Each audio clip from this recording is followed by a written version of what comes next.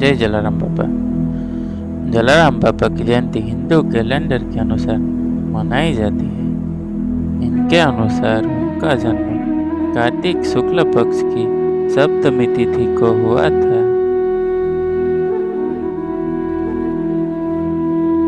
1799 में जलाराम बापा का जन्म गुजरात के राजकोट में हुआ था, जिन्होंने अपना पूरा जीवन गरीबों की सेवा में अर्पण कर दिया। जलाराम बापा ने वीरपुर में जलाराम मंदिर की स्थापना की, जहां जरूरतमंदों को रहने और भोजन की सुविधा उपलब्ध कराई जाती थी। जलाराम बापा भगवान श्री राम के अनन्य भक्त के नाम से भी जाने जाते हैं। उनके जीवन में श्री राम को लेकर अलग अलग की तरह तरह की बहुत सी ऐसी घटना घटी जिसे देखकर कोई भी आसानी से विश्वास नहीं कर पाता था। जलाराम जयंती का महत्व। जलाराम जयंती जलाराम बापा की जन्म जयंती के रूप में मनाई जाती है। जलाराम बापा एक श्रद्धेय हिंदू संत और परोपकारी व्यक्ति थे।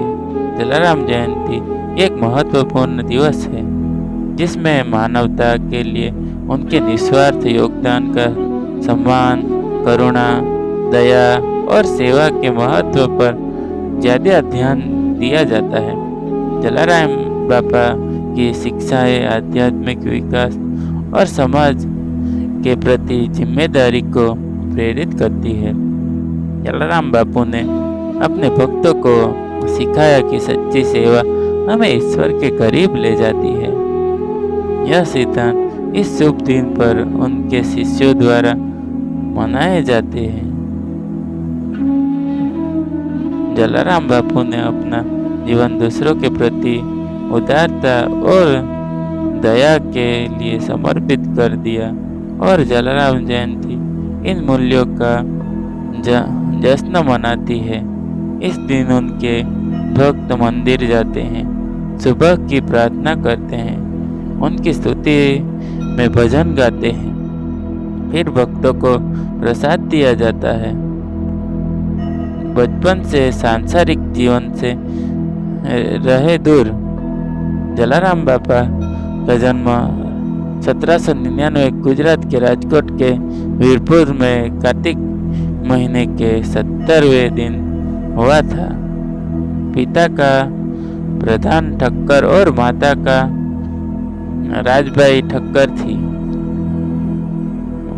भगवान श्री राम के भक्त के नाम से जाने जाने वाले जलाराम बापा को बचपन से ही सांसारिक जीवन में कोई मोह नहीं था।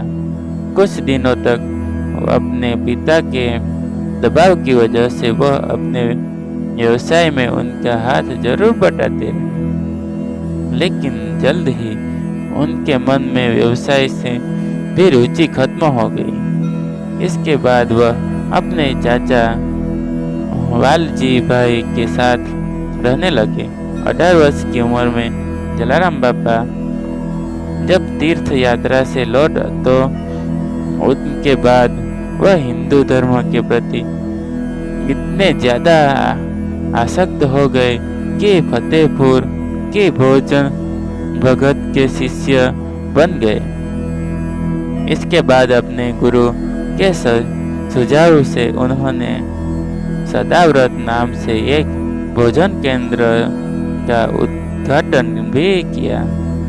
इस भोजन केंद्र में साधु संतों के साथ साथ गरीबों और जरूरतमंदों को मुफ्त में भोजन खिलाया जाता था। उन्हें विशेष रूप से सदाव्रत के दौरान उनकी दयालु और आतिथ्य के लिए याद किया जाता है, जो निःशुल्क भोजन सेवा है, जिसमें बिना किसी भेदभाव के सभी भक्तों को भोजन कराया जाता है। उन्हें सेवा और भक्ति के प्रति उनकी निष्ठा के लिए जाना जाता है।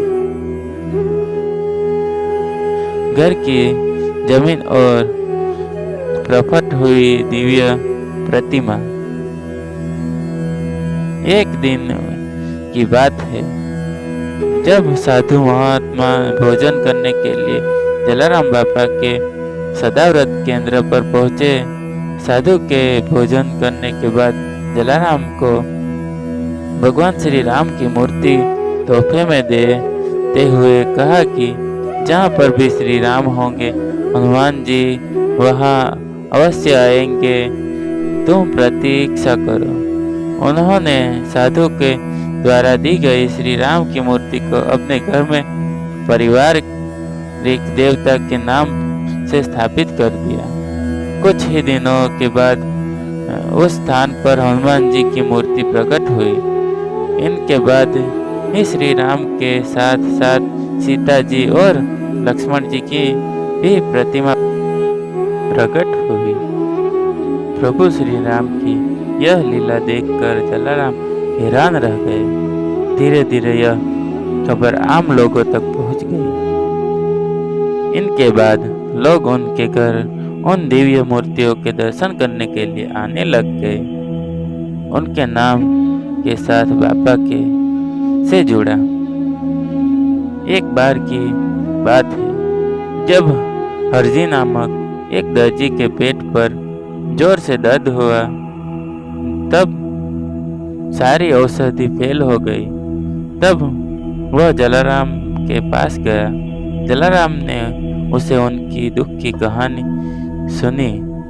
उसके बाद जलाराम ने भगवान श्री राम से प्रार्थना कर हरजी की पीड़ा हरने का निवेदन किया और कहा, प्रभु हरजी की पीड़ा हर लो। इनका इतना कहने ही हरजी की पीड़ा खत्म हो गई। इसके बाद हरजी जय हो बाबा कहते हुए उनके पैरों पर गिर पड़ा और कहा जाता है कि इसके बाद से ही जलाराम के नाम के आगे बाबा शब्द की जुड़ गया। इस घटना के होने के बाद दूर दूर से लोग अपने कष्ट हरने की कामना के लिए साथ जलाराम के पास आने लगे। जय जलाराम बाबा, जय जोगी जलियान।